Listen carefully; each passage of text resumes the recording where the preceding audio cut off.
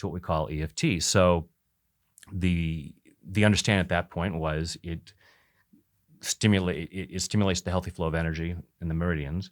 We have a growing body of scientific research showing that the tapping sends a calming signal to the brain.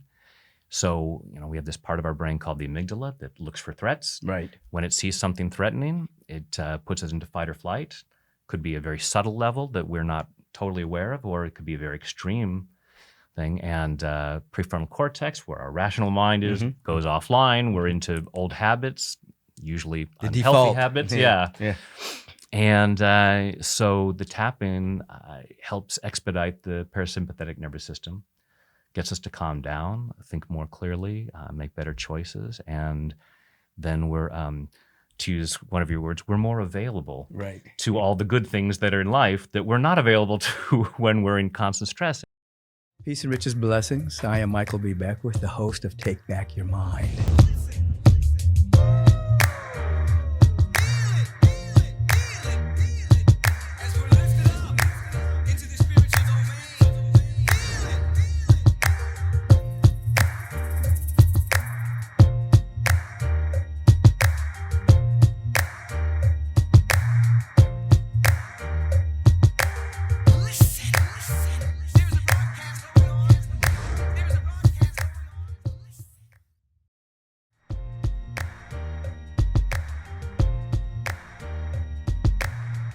Peace and riches, blessings, everyone, and welcome to Take Back Your Mind.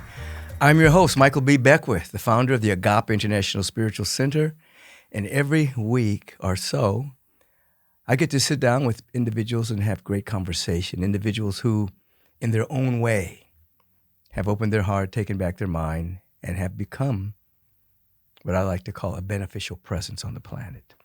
I have today with me in person, in the studio here, Mr. Brad Yates. Good to see you, man. Likewise, Michael. Thank you for coming all the way from Sacramento, the nation's capital, not the nation's capital, but California capital, to be with me.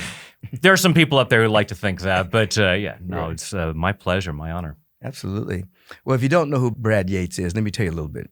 He's internationally known for his creative and often humorous use of emotional freedom techniques, also known as EFT. He works with everyone from professional athletes, CEOs, clinicians, and actors to people struggling with addiction, showing them how to overcome fear, stress, and master their emotions, and obviously improve their lives. For several years, he taught a weekly class using EFT and guided imagery at the Sacramento Drug Court and was on staff at the Hypnosis Motivation Institute in Tarzana, California. He's also featured expert in the film The Tapping Solution, along with our friend Jack Canfield, Norm Shealy, and Bruce Lipton, all my buddies. He's co-author of the best-selling book, Freedom at Your Fingertips. He's the author of the best-selling children's book, The Wizard's Wish. He has presented at numerous events, including Jack Canfield's Breakthrough to Success, has done teleseminars with the Secret Stars Bob Doyle and Dr. Joe Vitale, has been featured on a number of internet radio talk shows, heard all around the world. His YouTube channel has over 1,600 videos and been viewed well over 14 million times. Contributing expert for the Huffington Post. And here's a fun fact. He's known as a graduate of the Ringling Bros and Barnum Bailey Clown College. Hey, listen. Humor, clown. I remember going through the School of Ministry. We had to learn how to juggle. So I know what he's talking about. Brad, welcome, man. Thank you so much, Michael. And you drove down from Sacramento. I did indeed. Well, listen, I read a lot of things about you. What's your backstory? How did you emerge as this individual that does tapping and teaching and all the stuff? How does a grown man find himself tapping on his face for a living? Right. I actually started as an actor. I had traveled the world doing theater, came to Hollywood to be a movie star, as one does. And while I was here, I went to Clown College, but I also met a woman, fell in love, and got married. And when our first child was on the way, I thought, I might need a backup career. In case the acting doesn't Just in case pan it out. didn't pay the bills, I'm not a doctor, but I played one on TV, helped save Sammy's life on Days of Our Lives, but I wasn't there long enough to support a family. So I thought, what am I going to do as a side career? Saw an ad for hypnotherapy school. And I thought, I've always been interested in the power of the mind. Let's do that. So went through the training, started building a small practice. And a couple of years later, when our second child was on the way, I realized that as much as I loved acting, personal development work was my calling. I was like, this is what I'm here for.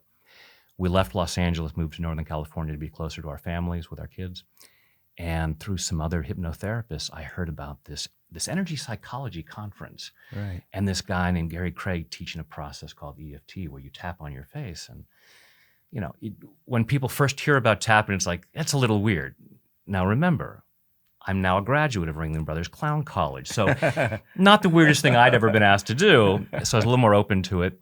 And when he took us through this process of tapping for chocolate cravings, gave everybody a piece of chocolate and said, on a scale of 0 to 10, how much do you want that chocolate? And I'm like, 8, 9, a bit of a chocoholic at the time. And we just tapped for a few minutes. Oh, I really want that chocolate. It's going to taste so good. After a couple minutes, I couldn't eat it. I could not eat the chocolate. I didn't eat chocolate for 2 years after that. Now, I recovered.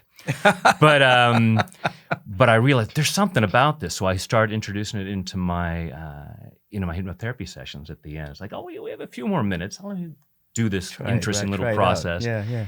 And then little by little, it became my main modality. And then this thing called YouTube comes along. And I thought, hey, wouldn't it be cool if there was a video that people could start their day with tapping, and I'll call it Tap of the Morning. And then I'm done. I've got a video on YouTube. That's no plan for anything. And 6 months later, I thought, there should be a video to end the day, and I'll call it Tap of the Evening. And then I'm done. And then another idea, and now it's 18 years, some 1,600 videos, and you're known as the EFT guy. Oh, one of them. Certainly one of them. Yeah. I'm and so grateful. It's to be able to share this work in a public way that's so easy to access. Right. Is just such a blessing. It's been a great marketing tool in terms of I get to speak around the world, but none of those videos is ever a marketing thing. It's downloads like, do a video on this.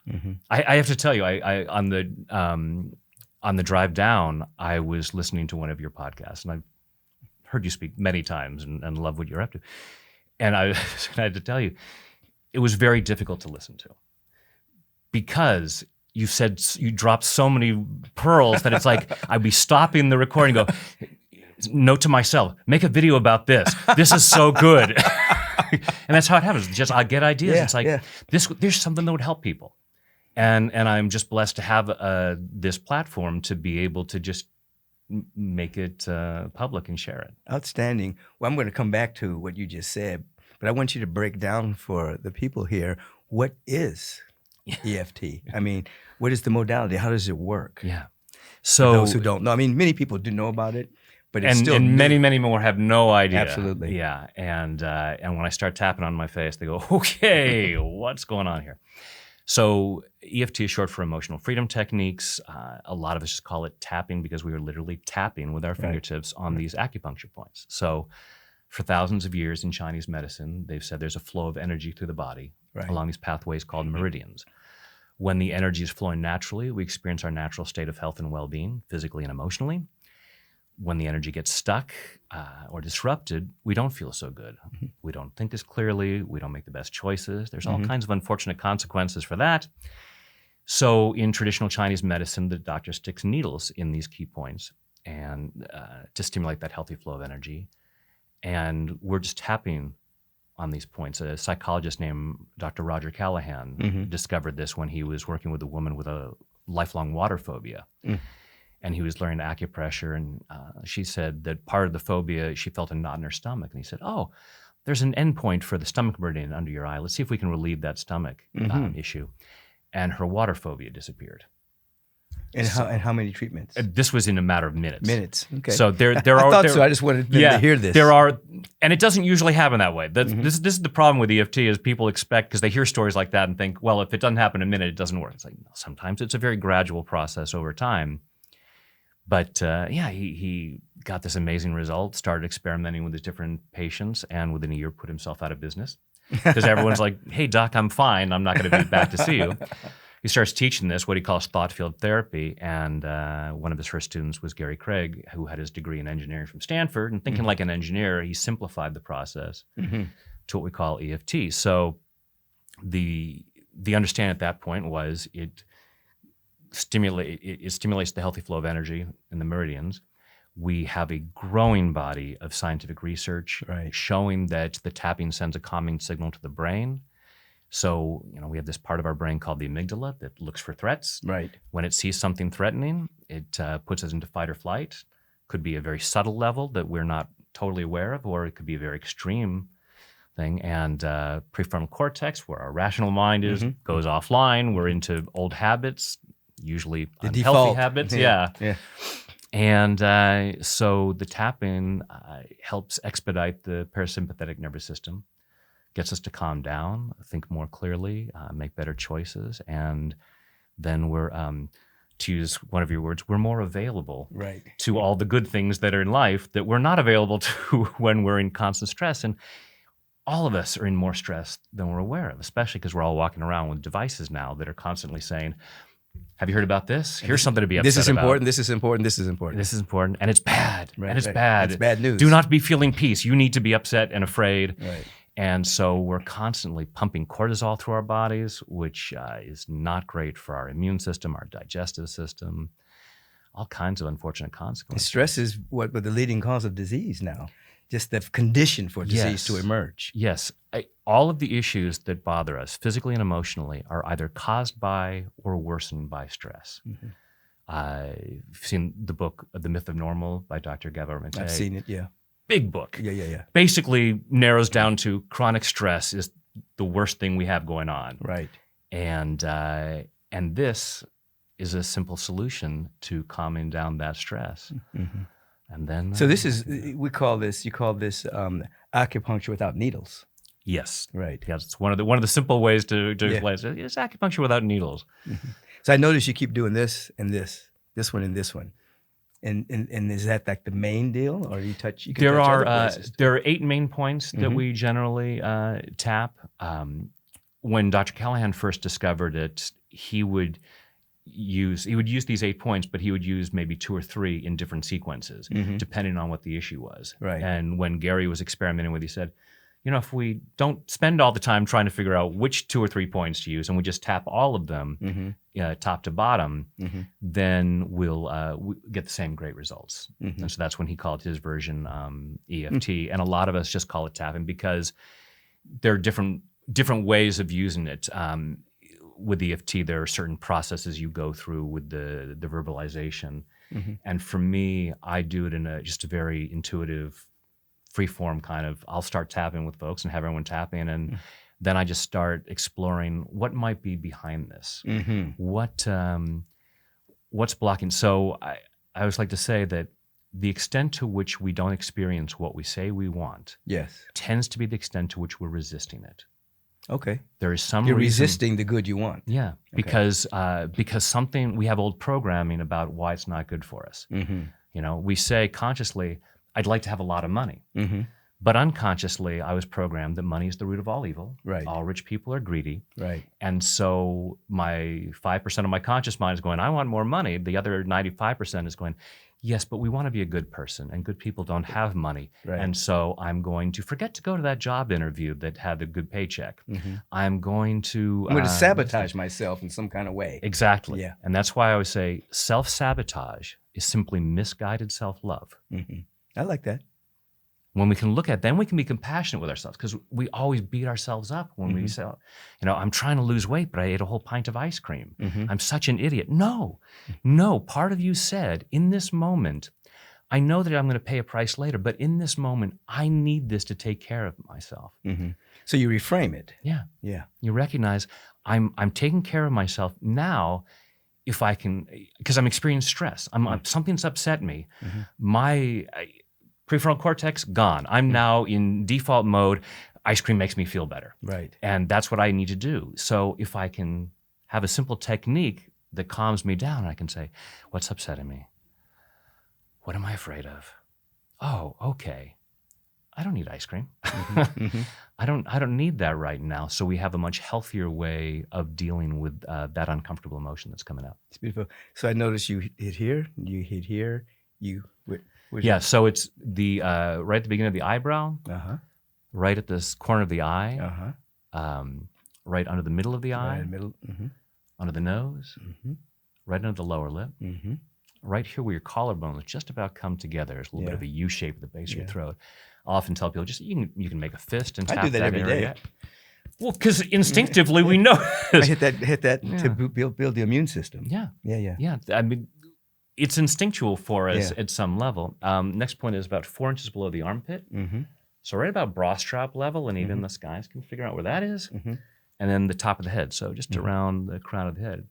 Those are the main points that we tap. And you can tap one point sometimes. So each of these points is related to a different meridian, which tends to be related to a different emotion. Right. I generally don't worry about that too much because we're covering all the bases, but sometimes I'll just tap one point. And so the collarbone, which is related to the kidney and is related to fear. And when you get to the idea of, it has been said, there's ultimately two emotions. There's love and there's fear. Right. What isn't love is fear. Right. So, okay, if I'm not feeling love right now, it's probably fear, and this is probably going to help. Right. That's beautiful. So negative thoughts are manifesting in people's bodies. Absolutely. So run us through how that happens, and then they're kind of stuck there. Yeah. Yeah. Yeah. So many of these things have started in our childhood. Some adverse event. It could be something that someone did to us. We were hurt physically or emotionally. Or it may just be something that came from our own misunderstanding and experience. We're in the third grade. We're having to give an oral report, and we mess up on the words, and everyone laughs at us. Right. And we make this decision: I'm stupid. Right. So we take that in, and the unconscious mind is designed to protect us. It's like, okay, we need to learn lessons. If you touch this, if you touch a rose and it's got a thorn, that hurts. Don't do that again.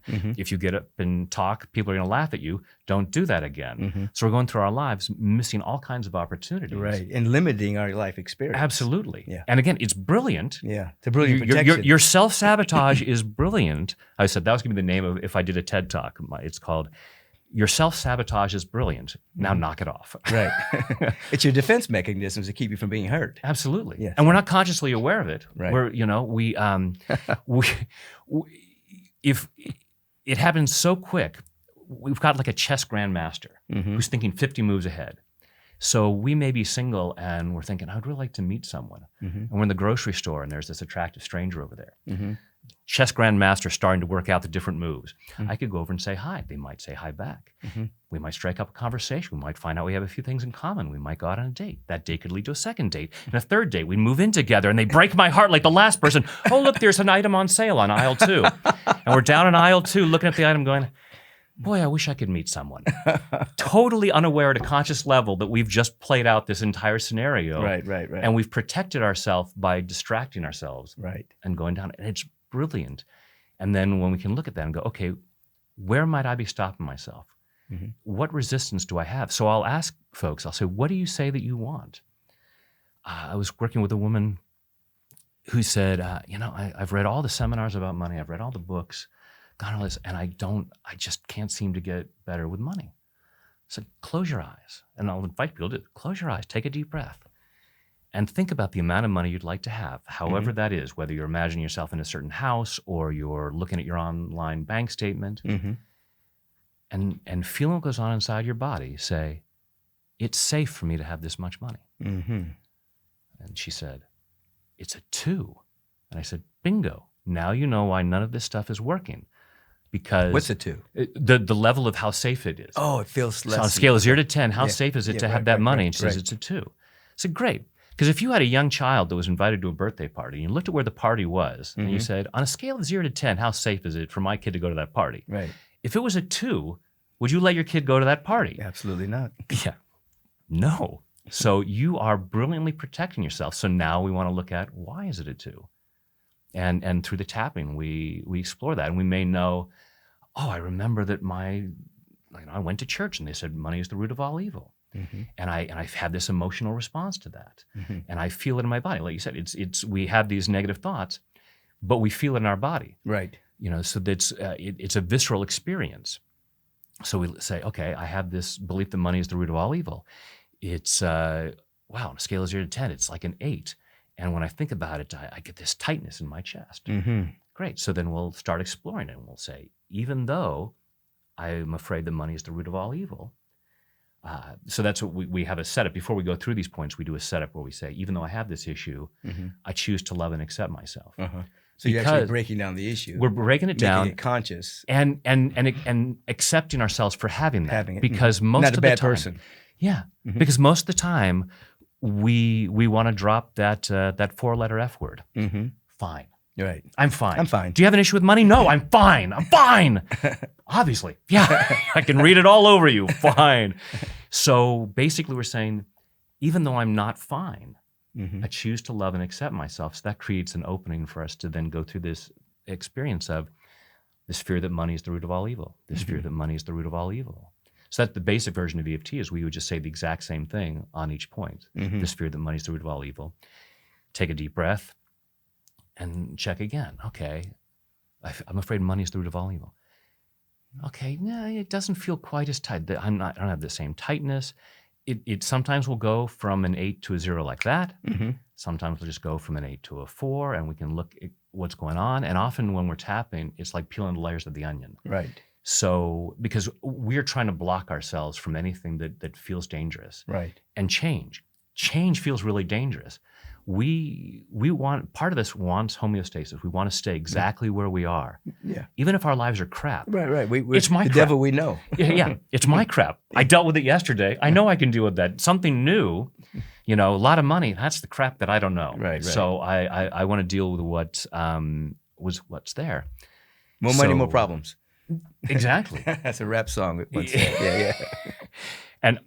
And one of my videos, I have a video, more money means more problems, because we had that. So as we break that down and look at, this belief that money is the root of all evil, and it's not just that. I remember this argument that my parents had when I was 6, and we start to clear that out, and little by little, we get clear on money. Money is not the problem. It's people's beliefs about money. Right. There, we could say, but look at that rich person does this terrible thing. It's like, yes, here's a poor person over there doing terrible things. Why aren't you saying, poverty is the root of all evil? I need to be rich to make sure I'm not a bad person. It's like, it's not about the money. Right. It's what people's intentions are, what their fears are. Right. And as we allow ourselves to get clear, it's like, I'm a good person. I could do a lot of good with my money. It would be actually very good for me to have more money and more opportunities to do more good. Absolutely. So we shift that. Absolutely. So take us through cravings in the same way, because people have a lot of, like you started off with chocolate. Yeah. People have a lot of cravings. It's alcohol, cigarettes, chocolate, whatever. Yeah. And so you have the same type of questioning. Yeah, it's that same thing. So I'll ask somebody on a scale of 0 to 10, how much do you want that chocolate, that cigarette, a drink? And then they'll say, okay, it's right now, at this level, it's a 9. Where do you feel it? I had this knot in my stomach. I just have to have it. I have to have it. Yeah. So we'll start, even though I have this craving, I choose to love and accept myself, this craving. And it'll start to calm down. Now, I know some very well-meaning practitioners who have said, I was working with an alcoholic and they wanted a drink and it was at a 10. And after we tapped for 15 minutes, they had no desire. I cured their alcoholism. It's like, oh, no, you did not. You cleared their craving. And I'm open to the possibility. I mean, I know you know this. The human mind is amazing. What consciousness can do, what is possible. Right. Even just talking about Cynthia and what has happened for her. What's possible for human beings is beyond what we can It's know. unlimited, absolutely. I just never want to say to someone, you have no craving now? Your alcoholism is gone. And the next day, Right. they walk into a bar thinking I'm not an alcoholic anymore and I can do this, and they're on the street. Right. And so that's why I when I was teaching at drug court, it's like, okay, you're doing this in combination with a 12-step program. You're using all of the resources for your well-being. This is just a way to help you manage what's underneath the craving. Why do you need that drink right now? And so it can help clear the craving in that moment. It can also help resolve a lot of the issues that are behind that. What are the traumas that happened in your life that led to this place where you found solace in the bottle, and then that became your default thing of like, I'm in too much pain, and I know that I have a problem. I know that I'm going to have consequences, but right now, I have no choice. Right. And again, that alcohol, they're craving at that time is a way that they're defending themselves from their pain. Absolutely. So you're acknowledging. It is an act of self-love. Yeah. Even though I know the consequences are devastating, Right. Potentially life-threatening. In this moment, it's all I know to take care of that. Right. And so to be able to have tools where it's like, okay, let me calm down. Let me lower that emotional intensity. I'm going to lower that emotional intensity. I can go call my sponsor right now. Right. I can reach out to somebody else. There's something else I can do. I have that gap that Viktor Frankl talks about between the thought and taking action. And now I can make a better choice. Right. What I appreciate what you're saying is you're bringing people back to a degree of self-love and appreciation first.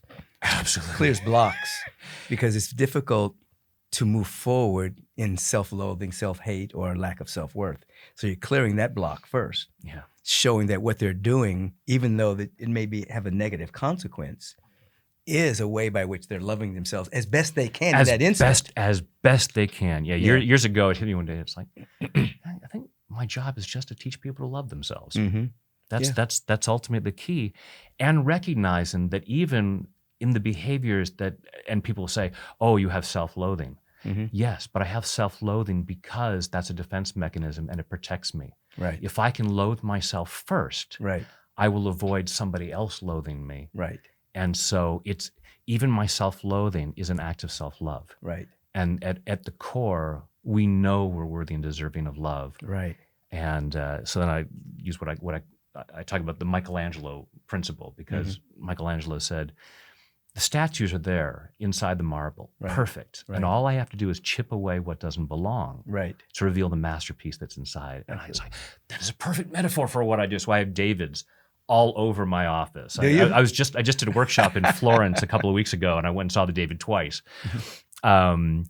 Because I use it as a logo, because it's that best version of ourselves. Right. Is already there. Is already there. Absolutely. It's just covered up with all this excess marble that is unworthiness, guilt, shame, messages of not being good enough, not being smart enough, whatever it is. And it's like, no, those are all misunderstandings. They're nonsense. Right.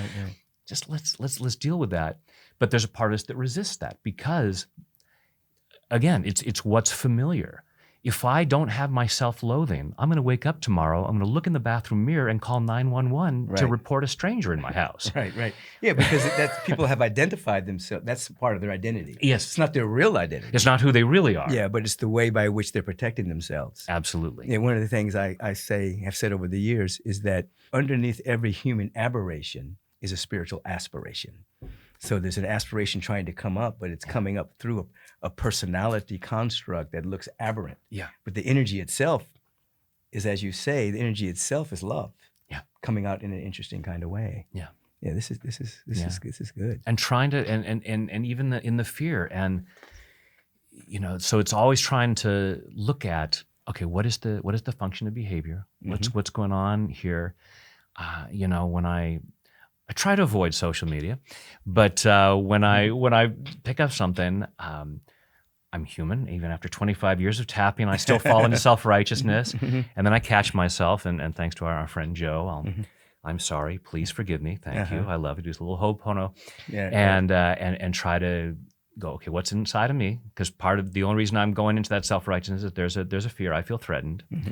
And now I can look at that person with compassion and say, why are they posting this? Why are they doing this? Why are they taking that action? What is the fear that they're trying to protect themselves in some aberrant way? Right.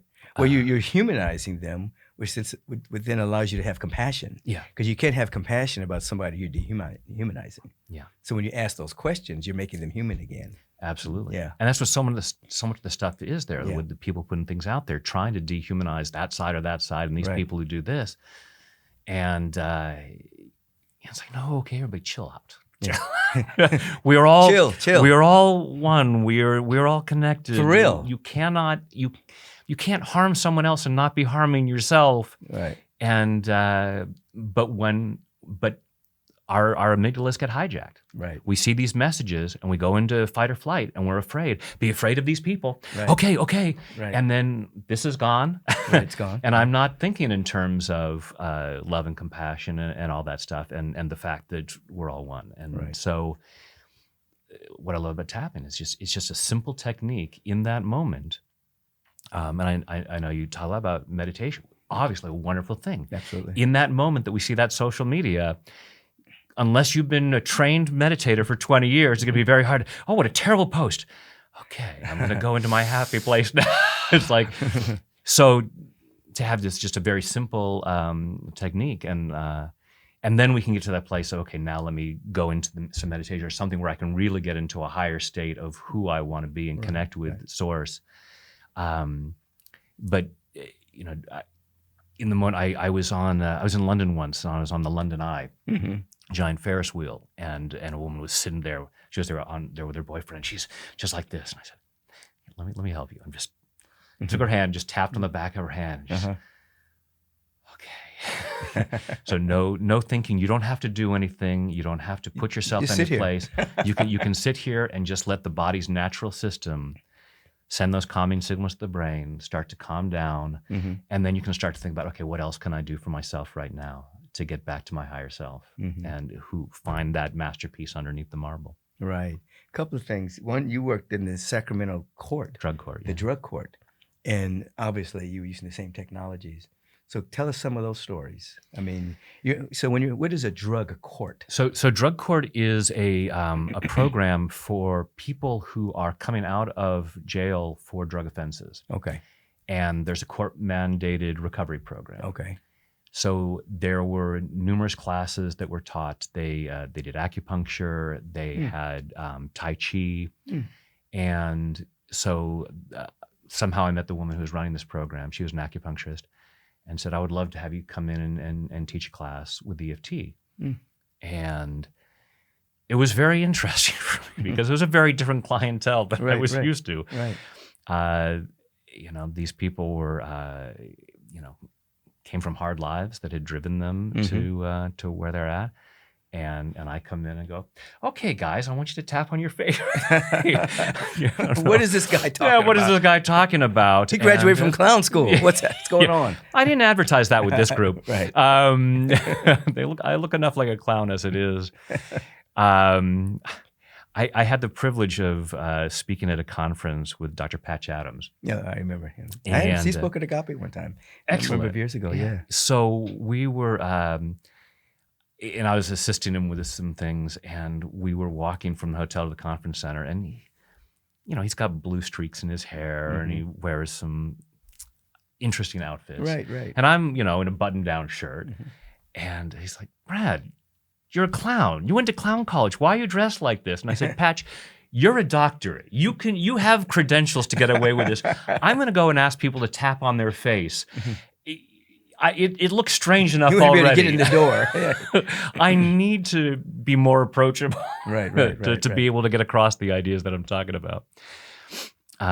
So I, am sharing this, and there was some resistance, but they had to be there. You had a captive audience, so to speak. Yeah, exactly. Right. So it's like when I was a Davy Crockett Explorer canoe scout at Disneyland. And so when we had people in the canoes, we would every so often get around the backside of the island and So he paddles up, and we had a captive audience, and we try out jokes and stuff. It's like they had no place to go but listen to our jokes. But they would, if they allowed themselves to use it, they would get it, and they would come back, and they would, as I was working with them at that time, they would be feeling more calm.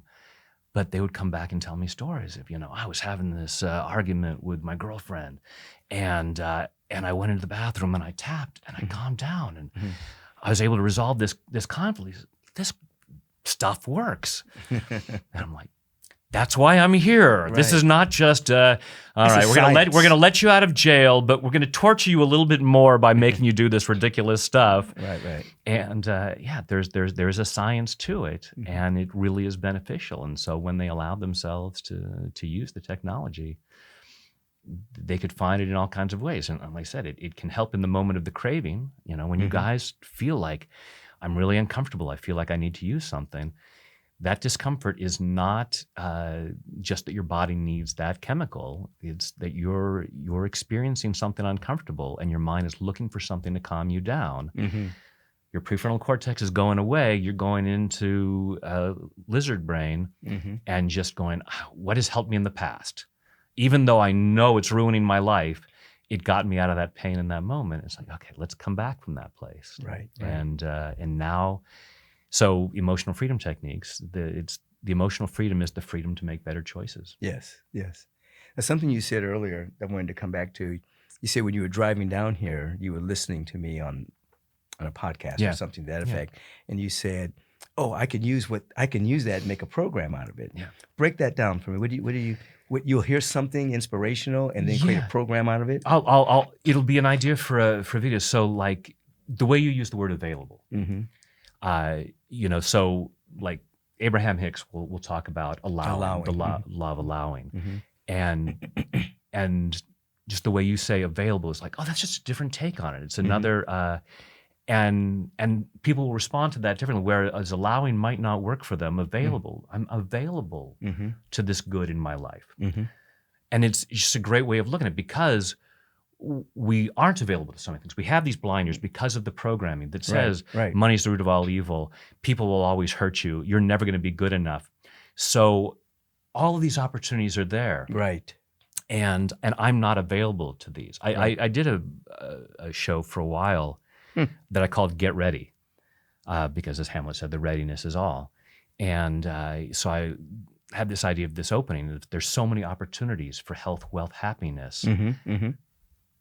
But are you ready for them? Right. So I use the word readiness, but available is another way of looking at it. So I just thought, oh, that would be a really cool video to do a video. It's like, even though I'm not available to these things. So just all kinds of just statements that you would make. And I go, oh, that would be a really great way, video to, it's such a great pearl of wisdom. And so the first book that I wrote that I called The Joy of Success, and then I changed it, I think, to The Key of Success, was only meant to be a companion to all of the great self-help books out there. Right. Like the books that you've written, because we resist change. Yes. So people will come to a personal development workshop, or they'll read a book, and 5% their conscious mind is going, yes, that's awesome. I want that. I'm going to do that. I'm going to put it on my vision board. And on then my refrigerator. And the unconscious mind is like, that's fine. You make your vision board and you think about that, but we're going to keep things exactly the way they are. Right. Because even though it's exciting to me at a conscious level, it's threatening to me. Right. Again, the extent to which we don't have what we say we want is the extent to which we're resisting it. Right. So I say I want these things on the vision board, but I'm going to resist it. And so I have this stress. And so that stress is there even as I'm reading a book or listening to a podcast or watching a seminar. So I said, okay, let's just introduce tapping into this. And then, so as you look at that and say, all right, this vision that I have for this, I am now becoming more available to that. And it is becoming more available to me because I no longer have, I'm clearing that resistance that is telling me, it's fun to think about, but it's not safe. Right. It's not safe, or right. I feel I don't deserve it, Right. or whatever that message is. I'm not available to it because of some reason. So I'm always just, let's explore that while we calm down the nervous system. Then we start to say, oh, that was a misunderstanding. It is okay for me to have it. It's like with affirmations. When we say an affirmation, like if I'm poor and I want to have more money, and I'll say, I'm rich, I'm rich, I'm rich. That's 5% of my mind saying I'm rich, and the other 95% is going, you are such a liar. And that's what's in my body, and that's the energy that I'm putting out there. That's the resistance. Yeah. So this technology is breaking down resistance. It's breaking down the resistance. Yeah. Because then I can look at what is uncomfortable about that. Why can't I be rich? Why can't I see myself as rich? Because I got the stars and the moon. I can walk down to Santa Monica Pier and look out over the ocean the same as the wealthiest person in Beverly Hills. Right. And so as far as the universe is concerned, I'm as worthy and deserving of what's possible. I'll tell people, with each breath you take, the universe is saying you're worthy. Absolutely. Take a deeper breath. Absolutely. You just ask for more, and the universe just said. You're not taking anything from anyone else either. No. And that's so much, it's like, well, I don't want to take anything from anyone else. Right. Our friend Bob Proctor says, you're thinking, oh, if I have a bigger slice of the pie, someone else gets a smaller piece. Imagine a bigger pie. Right. Everything is unlimited, infinite.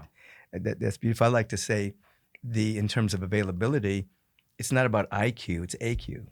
It's not just your IQ, it's your availability quotient. Yes. And so what you're doing here is you're breaking down the resistance to people being available to what's already here. You don't have to create anything. The opportunities, the possibilities already exist. You just can't see them because you're not available to it. Yes. Yeah. I'm blanking on the guy's name. Joe Vitale, Arnold. Patton? Arnold Patton, yes, said you don't create abundance, you're creating resistance, or you're creating limitation. Right. So I made to me that's like, oh, that's a great idea for a video. So I make a video about that, based on that, just that quote. Right. But yeah, you don't create it. It's just it's there. It's there. But I have my blinders. I'm not available to it. I don't see those opportunities. Not because I'm bad or stupid, not because I'm weak or lazy, but because I have programming about why I couldn't or shouldn't have it. Right. It's not safe for me. I'm not deserving. I'd be taking it away from somebody else. And, so then if I see somebody in need, instead of having the money to be able to help them or the resources, whatever it is, I can say, I'm in solidarity with you with my lack. And they're like, that doesn't help. That's like sympathy. I'm going to jump in the ditch with you. Yeah. Well, I'll talk about standing in the mud. And I've got all my friends, and we're all in the mud club. Right. And we have jackets. Pity party. Yeah. We got jackets. And, I could step up on the dry land, and then everyone in the mud club goes, oh, look at you. It must be nice for you. And then, and so I go, that's wrong. I should get back in the mud. And then I convince myself that's noble. And I'll have people tap because we have these things. I'm experiencing lack so that I don't make anyone else feel uncomfortable. Right. And that could be any quality. Joy, absolutely. Happiness, prosperity, health. Absolutely. Anything that I have. Right. If I'm healthier, if I'm wealthier, if I have less weight, if I'm in a healthy relationship, whatever. If I have friends who don't have that, they're in the mud. Or we're at the beach and I'm watching the sunset over the ocean, and all of my family stand with me with their back to the water going, look who's got the view. Yeah, look who's got the sunshine. And so I turn my back to it, thinking that that's noble. Right. I'm making the sacrifice for them. And so I'll be tapping with folks so that we clear all that resistance, because that resistance says, I don't want to change. I want to keep things exactly as they are. I'm going to keep believing what I believe, even though it's misunderstands, it's nonsense. And as I calm that down, I can then look at, this isn't noble. Because what I'm doing, if I get back in the mud, if I turn my back to the ocean, I am saying it's possible for me to make this change, but not you losers. Right. You guys are doomed to be in the mud. Right. And so I'm making the sacrifice because you don't have the capacity. If I am having that attitude towards them, it's not so noble anymore. Right. I want to be looking at them and going, I am available to this. It's available to me. It's available to you. I am going to enjoy the heck out of this view, and I'm going to encourage you to turn your butt around and enjoy it. But God, source creator, created this it doesn't do anyone any good for all of us to turn our backs to it. Right. As I am lifted up, I draw all into that frequency and that vibration. Yeah. Yeah. Let me ask you about this. This The Wizard's Wish. That's a children's book, right? It's a children's book. Tell us about that. Yeah, I was being interviewed for the movie The Tapping Solution by the Ortners. I to come down to San Diego to because they were interviewing Jack Canfield for this. Right, that was the first time I met Jack. Right. And in the process of the interview, they kept asking me questions about things came up around kids. And I said, each of us has this magnificence inside, this genius inside, Right. but it gets covered over with these false beliefs about you're not good enough, it's not safe to do this, don't stand out, don't be too big for your britches, Right. whatever it might be. And just imagine the genius that's being withheld from the world because of these. And if we could teach kids to tap so that you're in the playground and Cindy takes away your toy and you think, oh, I can't have nice things. People are going to take things away from me. And throughout my life, I'm making choices trying to avoid that kind of pain and withholding my gifts and talents. And it's like, wow, if we could do this. And my kids were a little bit older than, they weren't that young at the time what I was writing the book for, but we had always read bedtime stories to kids and loved that. And I thought, oh, a bedtime story would be a great way to introduce this to kids. Right. And I love all things wizards. Someone had nicknamed me the EFT wizard early in my career, and it's like, okay. And I have a plaque with all of my Harry Potter wands, replica wands on my wall. So I thought, okay, what if it was about a wizard and he taps on these points with his wand, and then everybody needs help, and he can't help everybody, and then he's going, oh, what do I do? What do I do? And finds the same magic is happening, and he says, you do have wands. Your fingers are your wands. And so that became the Wizard's Wish. And that book's available right now, right? It is available on Amazon and at thewizardswish.com. You can read it online for free. And I have a YouTube video of me reading the story. But just trying to find a fun, accessible way for kids to be introduced to this, and for the parents to be introduced to it as they're reading it to their kids. Right. And so, what's the adult book you have?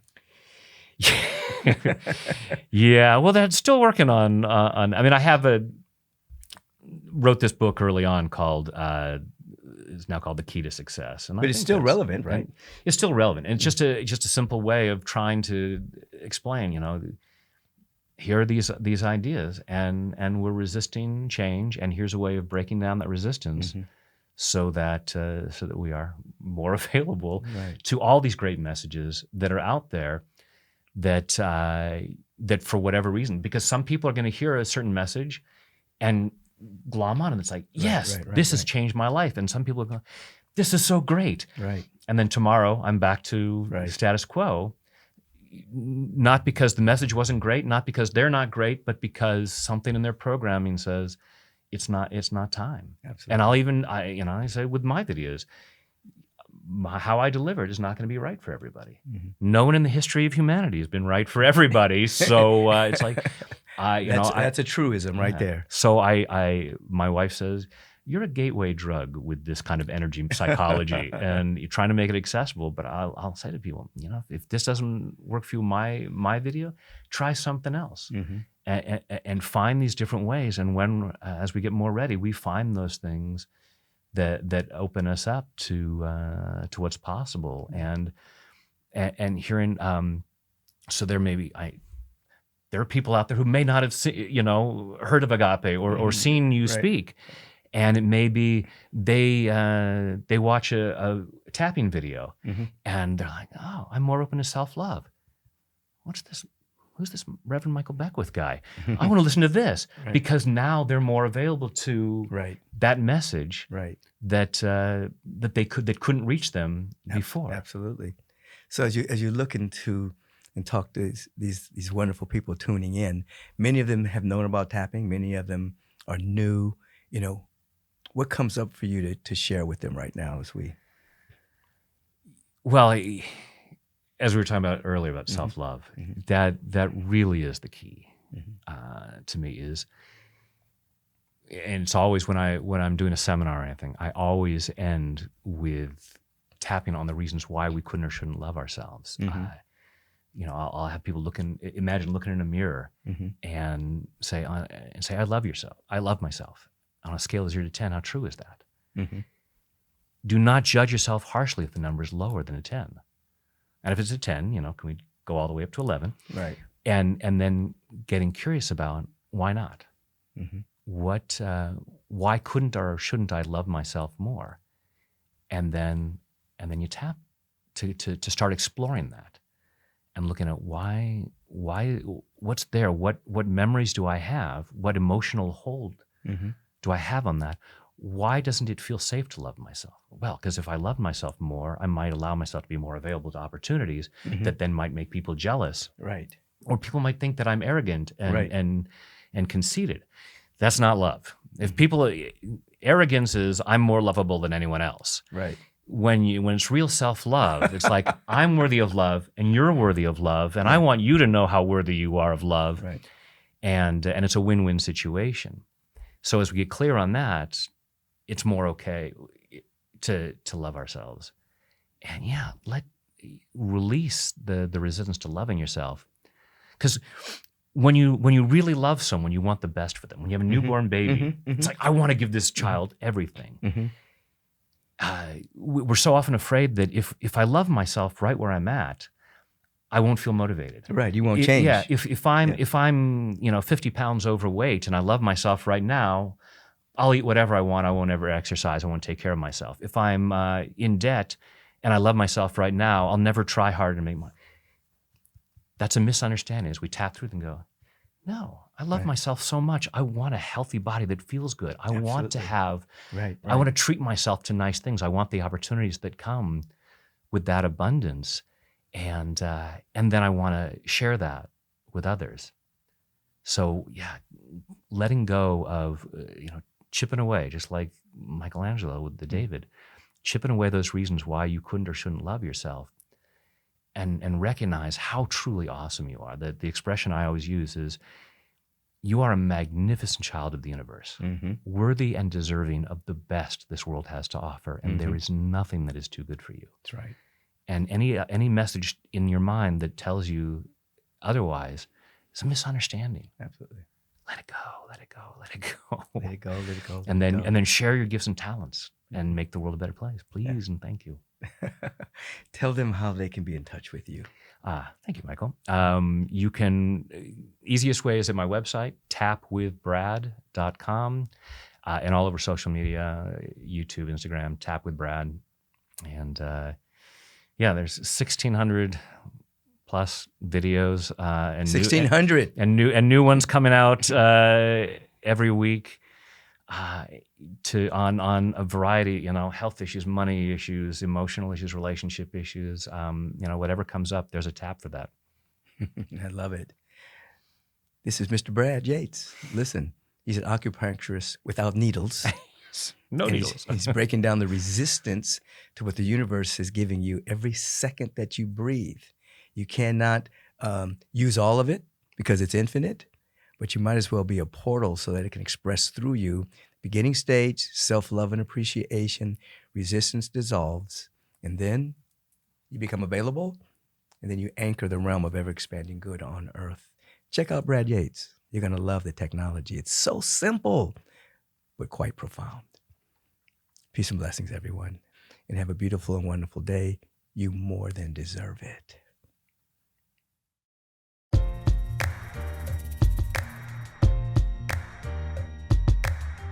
Peace and dynamic blessings.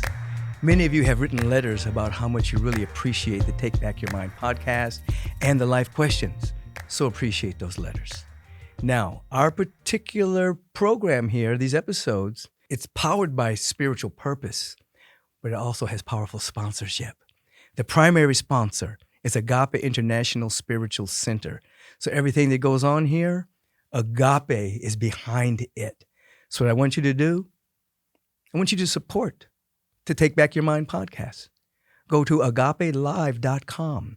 make a donation, put a little indication that you're supporting the podcast in that donation, or text the word give to 424-321-6243.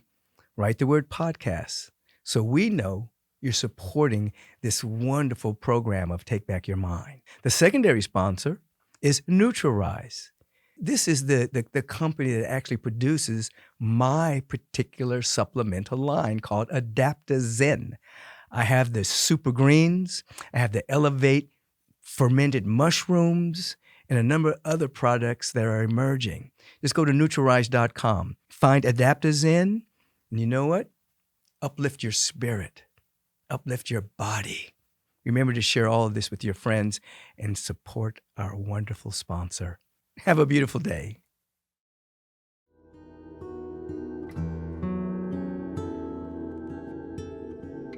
Dynamic blessings, and we come to the practice aspect of Take Back Your Mind podcast. And our primary practice, or one of them, is meditation. Here we actually take back our mind, meaning we become aware that oftentimes our awareness is cluttered with thoughts and opinions, points of view, perceptions, positionalities, ways by which we take in a level of self-loathing, lack of self-appreciation. When we meditate, we're able to observe all of those thoughts, those opinions, those points of view, and ultimately have an awareness that all that which is passing through our awareness is not who we are. It's not the basis of our reality. Stuff passing through, things that may have served us in the past as a defense mechanism or a coping mechanism or a misunderstanding of who we are, but ultimately through intentional observation, we can begin to dissolve those thought forms and begin to make ourselves available to the thought of the Spirit, capital S Spirit, the presence of God, not a guy in the sky, but a presence that's never an absence. We begin to see how we are seen by the presence. How are we seen by the presence? A field of infinite potential and infinite possibilities. That's what we emerge from. What's popular today is people like to say we've emerged from the quantum field. What is the quantum field? It is oozing with infinite potential and infinite possibilities. We used to say, and we still do say, we've emerged from the heart mind of the infinite God. Same thing. Quantum field, infinite love and presence. That's what we've emerged from. Now we get to take a few moments to become still, establish intention, and observe what comes up with intention, and ultimately be free, available, open, and receptive to all the good that's all around us, obscured by limited perception. Let's turn within. Let's take a moment and smile. Smiling gives our face value and allows for tonic chemicals to flow through the temple. It's activating our immune system. We put a smile on our face and let's intend to wake up to our glorious nature. And with this intention, we simply observe the breath, just happening presently. We observe and embrace our intention to wake up from the intoxicated sleep of separation from our divinity.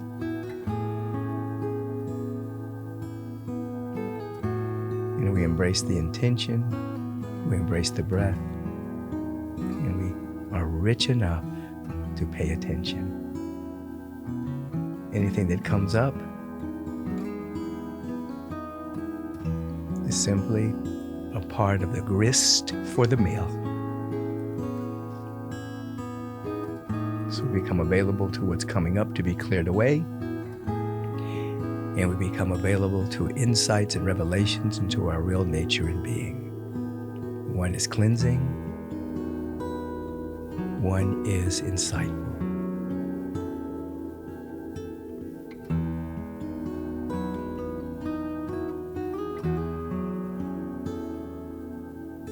We don't judge what comes up.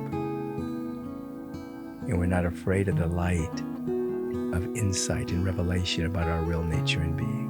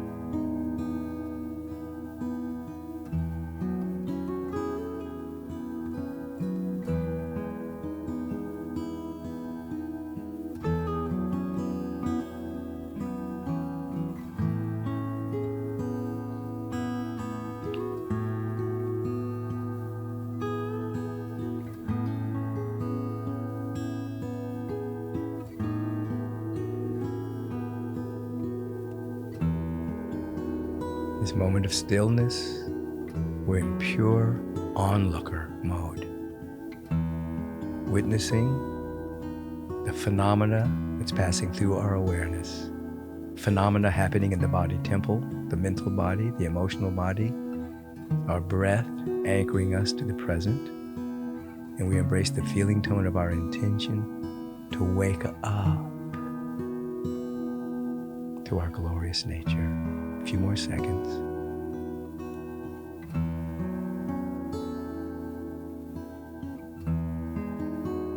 We give thanks for this and more than words can say or convey. In this moment of gratitude, we have become vibrationally receptive to more good than we can imagine. As you open your eyes, maintain your sanctuary consciousness, go into the world, but be of the higher frequency of your sacred meditation. Peace and mighty blessings to you. Have a beautiful life.